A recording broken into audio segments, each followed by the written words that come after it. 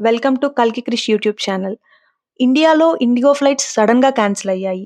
Thousands of passengers ఎయిర్‌పోర్ట్స్‌లో గంటలుగా wait చేస్తున్నారు. ఎయిర్‌పోర్ట్స్‌లో జనం floors మీద పడుకుంటున్నారు. చిన్న పిల్లలు ఏడుస్తూ ఉన్నారు. ప్యాసింజర్స్‌కి ఫ్రస్ట్రేషన్ పీక్‌కి వెళ్ళింది.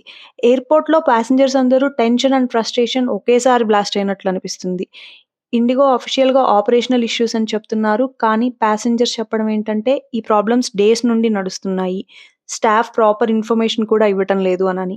ఏవియేషన్ ఎక్స్‌పర్ట్స్ కూడా షాక్ అయ్యారు. ఇండియాలో బిగ్గెస్ట్ ఎయిర్‌లైన్ ఇది. ఇలా సడెన్‌గా కొలాప్స్‌లా కనిపించడం this is a red flag అంటున్నారు. అసలు ఇంతకీ ఇక్కడ విక్టిమ్స్ ఎవరు? ప్యాసింజర్స్ మాత్రమే. స్ట్రెస్, టైమ్, మనీ, ఎమర్జెన్సీస్‌లో కూడా సపోర్ట్ దొరకకపోవడం, హెల్ప్‌లెస్ సిట్యుయేషన్‌లో ఉన్నారు ప్యాసింజర్స్ అందరూ. ట్రూత్ ఏంటి అసల? ఇది ఇండిగో ఫాల్టా? లేకపోతే మేనేజ్‌మెంట్ ఫెయిల్యూరా? లేదా ఇండియన్ ఏవియేషన్ సిస్టమ్‌లో ట్రాన్స్‌పరెన్సీ ప్రాబ్లమా? ఏవియేషన్ ఎక్స్‌పర్ట్స్ అయితే స్ట్రాంగ్‌గా అడుగుతున్నారు. ఇండియన్ ఏవియేషన్‌లో అకౌంటబిలిటీ ఉందా? లేదా? Please share your opinion.